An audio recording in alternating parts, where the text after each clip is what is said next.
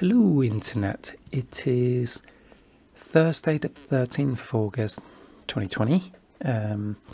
It's a fairly hot Thursday in the UK, and we are doing a kind of medium Sudoku with I guess explanations of what we're doing, so step-by-step instructions. So let's have a play. As always, I start from number 1 and go up the board using the slider notations, where I only fill in 2 numbers within any boxes where possible, and hopefully it will lead to pointed pairs or invisible pointed triples that allows me to solve the puzzle quite easily. And so without further ado, let's look at the ones, and I can already see we've only got a pair of ones there, and it actually locks a 1 in this cell. And now we're going to look up and down on these ones. They're all on their own, so there are no interactions going on. And I will move on to the number 2. So got 3 2s there, so let's see how they interact with each other.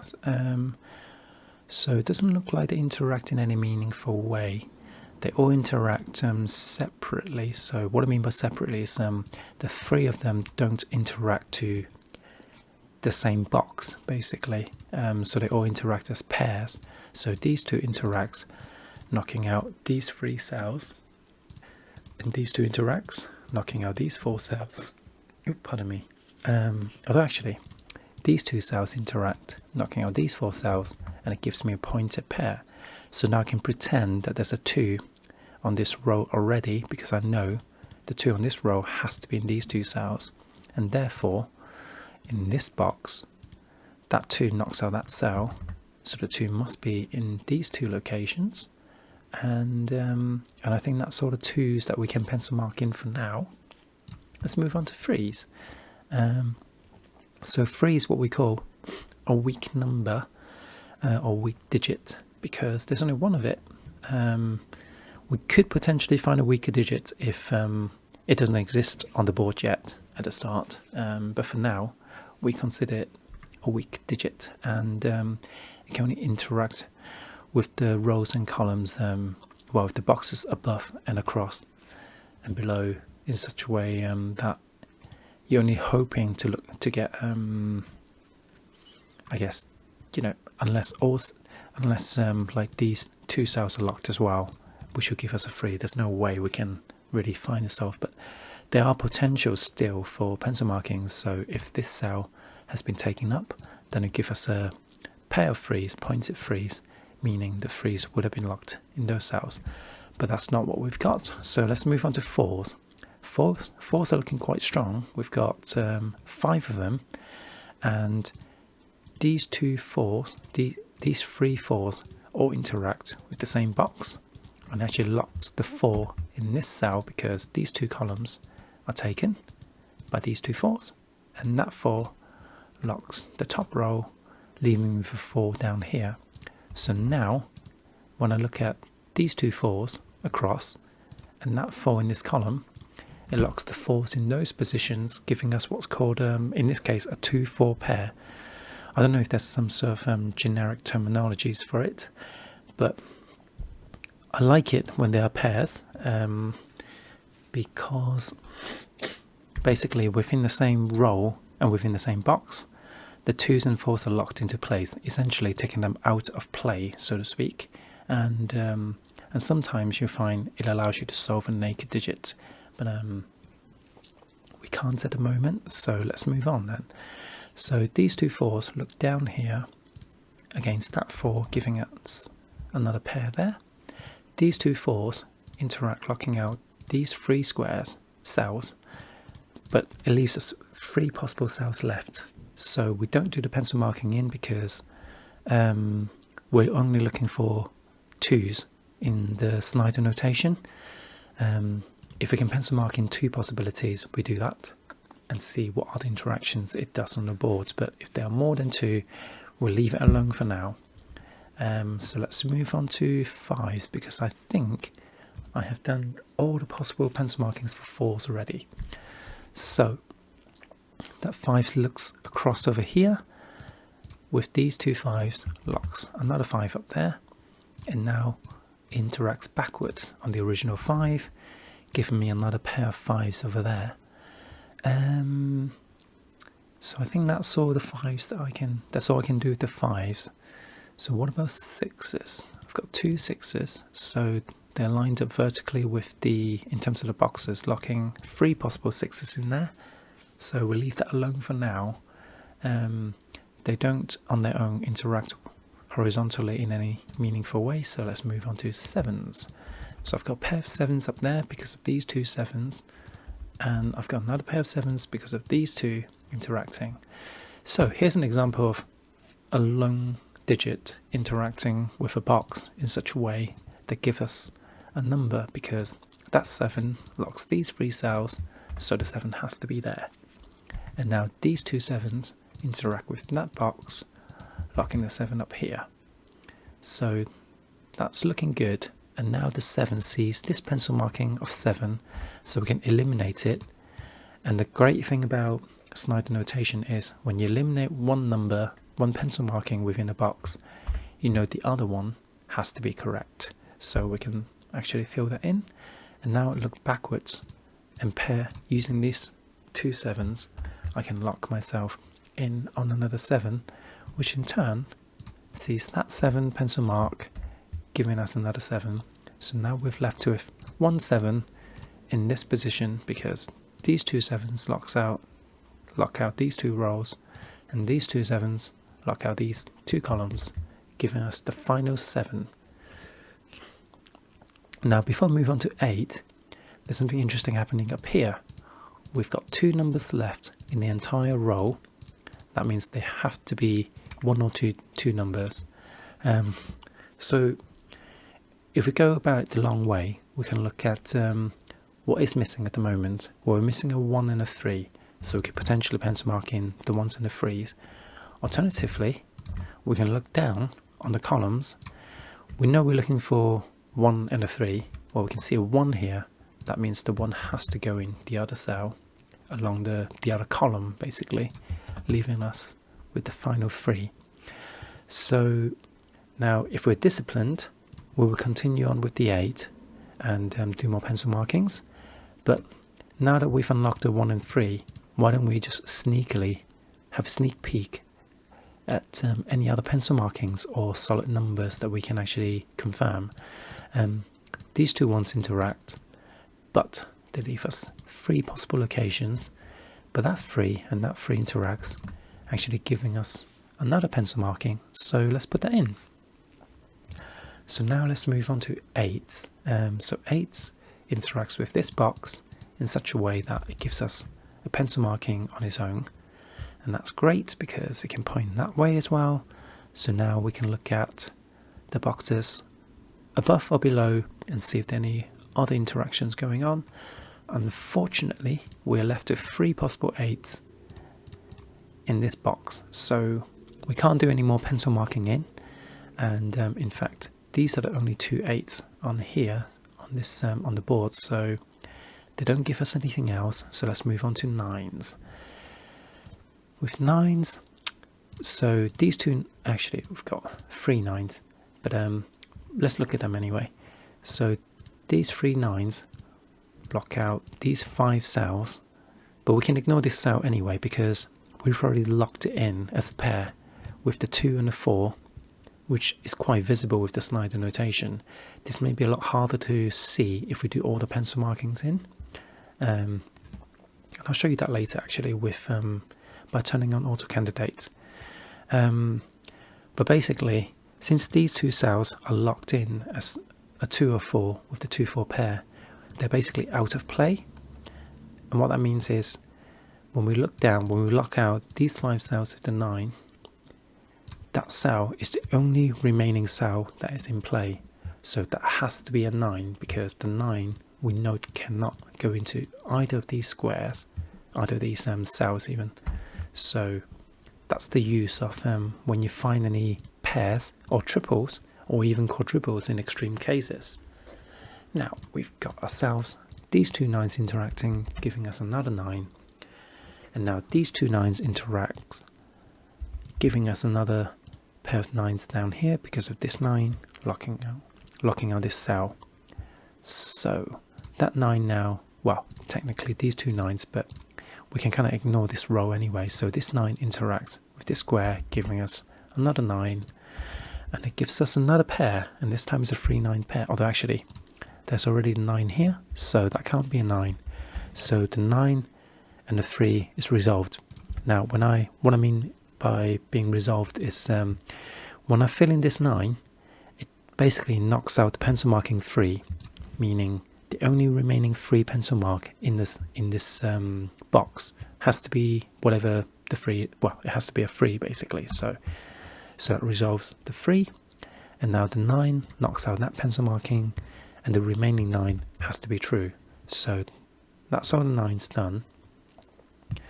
So now let's look up in this column for a second. We've only got 2 cells left.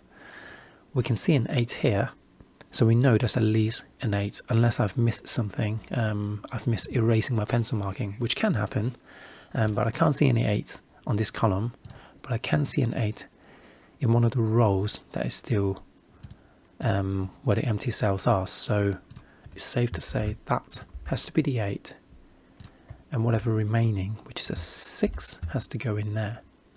So I'm just quickly going to look at the 6s. So 6 locks a 6 over there, well, 2 6s over there, and this 8 doesn't do anything yet. So the next thing I'm going to do is very exciting. Within this box, we've only got 2 cells left. That means it's basically a locked pair of digits, and so we've got 5 and we've got 6 remaining within this box. Basically, we haven't discovered the 5 or the 6's position yet. Oh, in fact, we've also got what is this? That's a 2 up there, so that 2 actually gives us a pair of 2's down here interacting with this 2. But anyway, this 5 and 6 are currently not resolvable, but in conjunction with the 2's and the 4's, these 4 cells are completely out of play.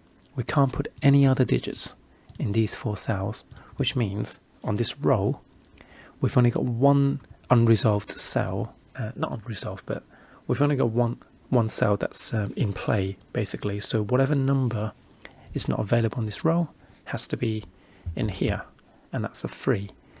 So this is kind of the power of the Snyder notation method. Now these 2 3 interacts, giving us another 3, and it looks up here, gives us another pair of 3's and 6's, which means the remaining cell, since these 2 are now out of play, that has to be a 1.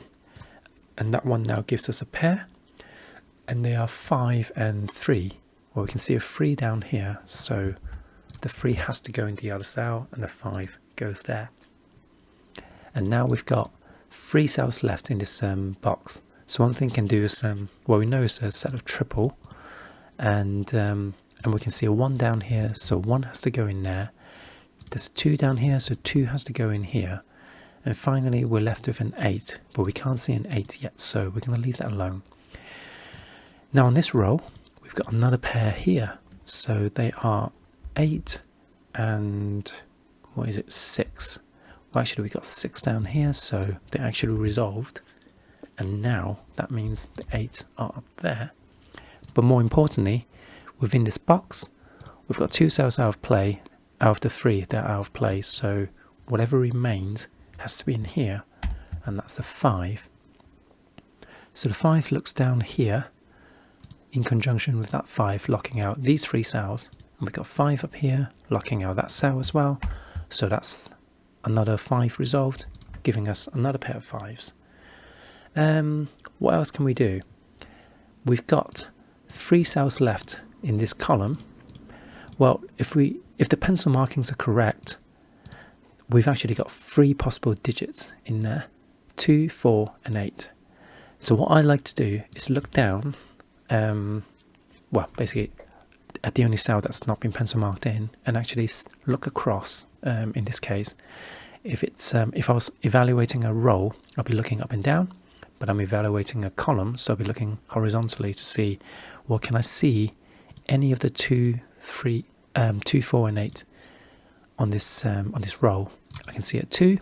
I can't see a 4 nor an 8, so I can't actually resolve this triple yet, so I can safely move on. I've got another pair here, so they are 6 and 8. Again, I'm looking across. I can't see any 6 or 8s, so that's unresolved. So I'm not going to do any pencil markings in, but actually I've got another triple here, so we're missing an 8 and we're missing a 6, but a 6 goes in all 3 cells, so we're going to leave that alone for now. So in terms of what I've been doing is I've been looking at the weak areas of the board. So another weak area is here. We've got 2 cells left. So whenever you're left with like 2 or 3 cells within a box or within a row or column, it's worth looking at it to see, is this resolvable right now? Because it can save you doing some pencil markings later on, basically. So for instance, assuming that the pencil marking of 1 and 8 is correct, I've got 2 cells, I've got 2 pencil markings, so I'm looking for 1 and 8 in these 2 cells. So I'll be looking across. I can't see 1 or an 8, so that's not resolvable just yet. So now, what's worth doing is just going around the board again and see if we can actually do any more pencil marking in. So let's start with 1. These 2 1s locks a pair of 1s down here.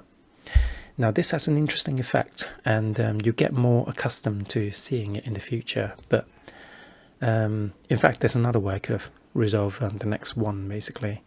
If I look at this row, I've got a 1 locking that cell, I've got 1 locking that cell, I've got no 1s here, but I've got 1 locking that cell, so the 1 has to be here. But another way of looking at it is, I've got the 2 1s locked into rows 8 and 9, then when I look across, well, I see no 1s, no 1 pencil markings in, so the first thing I'll be looking at is, okay, in this box, where can the 1 go? Well, that 1 locks it into these 3 cells, so again, they're in rows 8 and 9, and that tells me that on the final box, the 1 has to be on row 7. So finally, I can see another 1 up here locking that cell.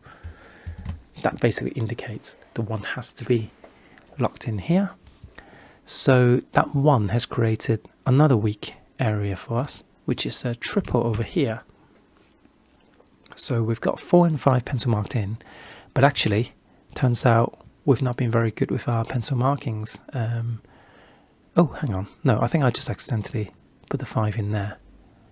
Is that what I did? Yeah, because I noticed there's a 5. I think this is the annoying thing about New York Times Sudoku, where when you're selecting a cell, you can then do pencil markings in. So I think when I selected that cell earlier, I accidentally clicked on it again and pencil marked in a 5 and ended up with 3 pencil markings in. So I knew something was wrong. And I was actually responding to that because I saw that there's a 5 over here. So that pencil marking could be erased, but then noticed there are 3 5s for some reason, so something went wrong basically. But anyway, I've got 1 pencil marking in, so I know the 4 has to be one of the 3 digits remaining. So I need to look for just 2 other digits, which are 3 and 8. So if I look at these 3 cells in their respective columns, I'll be looking for these 3 numbers, and I can only see a 3 and a 4 and a 3. So what I'm looking for is really like 2 of the 3 remaining digits, and I wasn't able to do that, so they're not resolvable just yet. So let's continue on just like doing pencil markings in. So I was looking at 1s before. Well, let's look at the 2s. So 2s are locked in these 3 cells, but we can't resolve that just yet, so let's leave it and move on to 3s. So 3s, 3, 3, so 3s, these 2 3s locks it down here, and that 3 interacts with them, giving me another 3, and that in turn gives me another 3 over here. So now the 3 resolves. Oops, didn't mean to do that, meant to knock out the 3. So now that has to be a 6, that has to be a 3. So finally we're seeing a 6, so oops, that's going to be useful because we are weak on 6s at the moment on the board, although actually that doesn't give us anything immediately, so let's move on. So we were looking at 3s before, let's look at 4s then. So these two 4s interact, locking out these two cells, meaning that's a 4. So now that can't be a 4 anymore, and a 4 has to go down here. And the cell that was missing was 1, 2, 3, 4, 5, 6, 7. That was an 8. So that's another 8 resolved. So let's so 3s are all done. 4s, I filled in the 4 here just now, and it looks up onto this 4. So now that's the 2 4 pair resolved. And when I filled in the 2, that knocks out the 2 over here, which takes out the 8. So now 8 can no longer live in this cell, meaning that's a 1 and that's a 2. So now on these two columns, we've only got one cell left, and they are 1 and 8 respectively. And that one knocks out that pencil marking in, giving me the last 1 on the board. So what else can we do? 8, I suppose, that we filled in. Well, 8 has to go in one of these two cells. I see an 8 up there, so that's an 8. We're now left with 2 cells, which are 6 and 2. Well, we did fill in a 6 early on, so we know that has to be the 6 and that has to be the 2. That 2 takes out a pencil marking up here, resolving the 2 and the 5, and that 5 resolves the 6 and the 5 up here. That 6 also knocks out that 6 pencil marking, giving me a 2, 6 and 8 up here, which means I'm left with just one number, which is the 6. So that's today's Medium Sudoku. I hope it's been informative, and I'll see you tomorrow.